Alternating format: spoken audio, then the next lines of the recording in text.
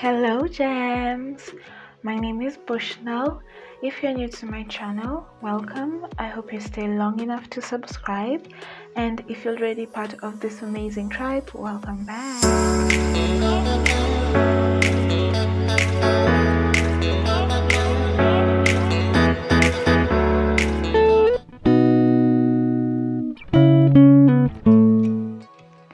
Hey ladies, happy Women's Day. Today we are talking about Hannah from the book of 1 Samuel, and we will only focus on chapter 1. Now, Hannah, the name Hannah stems from the Hebrew name Chana, which means favor or grace. So I have 6 points I'd like to share with you from Hannah and just what I have learned from just reading that first chapter, and I hope it ministers to you. So get something to drink, get something to write with, be comfortable, and let's talk about this. So my first point is perseverance. Now we see that Hannah, even though she didn't have what she wanted, she still went to give God sacrifices every year. We see that she did not lose hope. She still believed that one day she will become a mother, despite the fact that her co-wife was making fun of her because she had children and Hannah did not. And I have a question for you. When faced with difficulties, how do you handle it? Are you the first person to give up in the face of a storm? Or do you hold on? Especially as Christians, storms will always come because the enemy, once you gave your life to Christ, you became an enemy to the enemy, the devil. So he will always try to find ways to distract you, to hurt you, to harm you. Remember, the enemy is walking around like a hungry lion looking for who to devour. So ladies, God is always with you. He is faithful and He is always going to help you through things. But you have to have the heart and the attitude of perseverance, just like Hannah. Do not lose hope in the face of storms. The second point is being a prayerful woman. Now we see that Hannah is prayerful. We see how she pours out her soul to God. We also see she would have given up already on going for the sacrifices and talking to God, but she doesn't. Ladies, your alone time with God reflects and affects your everyday life. And when I talk about the Titus woman, I'll be talking about this more on being a prayerful woman. But ladies, a woman who prays is very crucial. Women are very dear to God's heart. So having time to pray is something you must have, and you must create room for in your daily routine. Pray in the morning, in the evening. Actually, the Bible instructs us to pray without ceasing. So in everything that you do, may your connect your spirit to the Holy Spirit so that you always pray. The third point is being a woman of your word. So Hannah promised God that if God gives her a son, she will allow the son to serve him. And she kept her promises. So, not just being a woman of your word to promises you keep to your friends and family, but also to keeping the promises you make to yourself. Now ladies, if you keep the promises you make to yourself, what it does, it builds self-confidence. You know that you promised yourself you'll work out every day at a certain time and you don't skip it unless otherwise maybe you're sick, and you keep it to yourself. Then you'll develop self-confidence. You'll be confident about your body because you know that you always keep the promise to yourself to eat healthy and to work out. The next point is how to handle oppositions. And handling opposition, I love how Hannah handles opposition, and this will have been my first point, but anyway, we see that she didn't fight back. She didn't fight Penina back.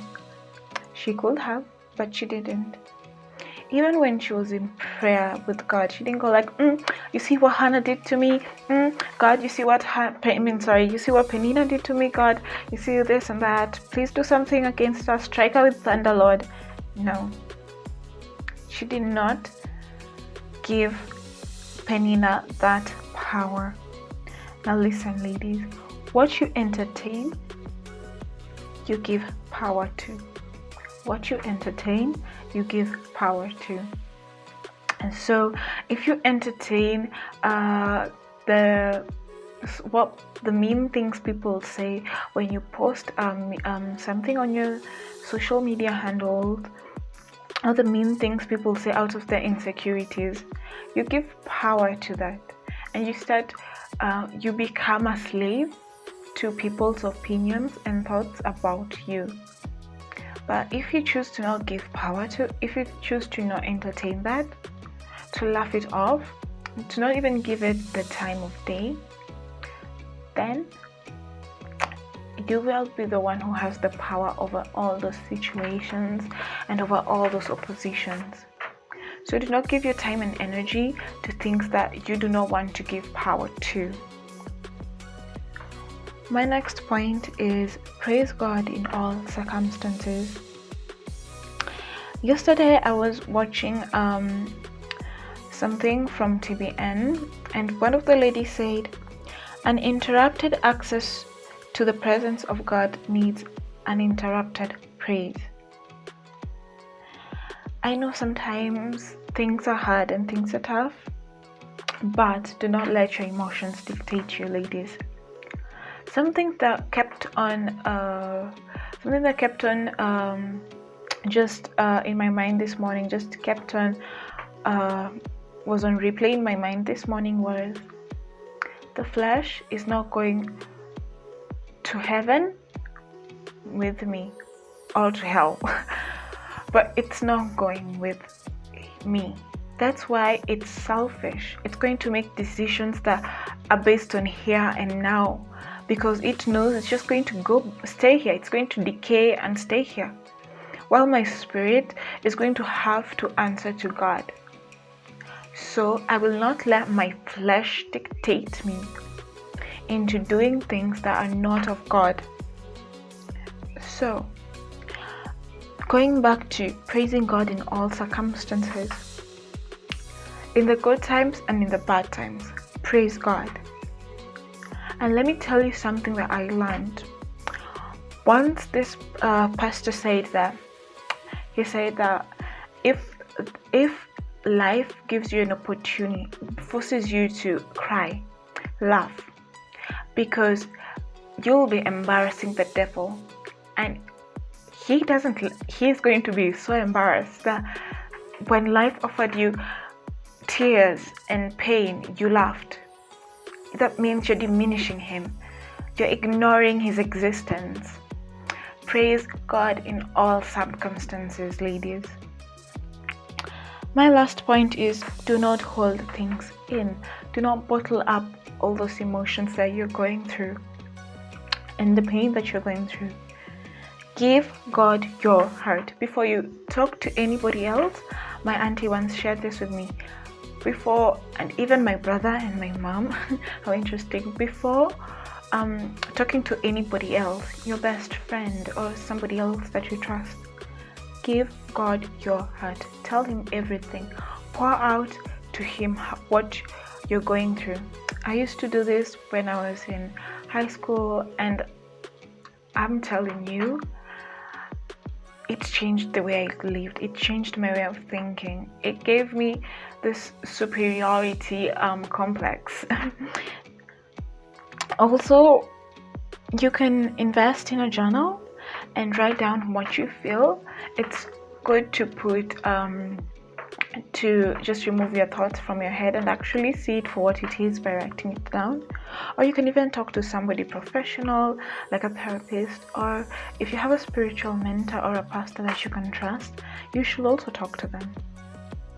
So ladies, those are my points on Hannah, and I'd love to know what other thing you take from this chapter, and let me know which other lady you'd love me to talk about.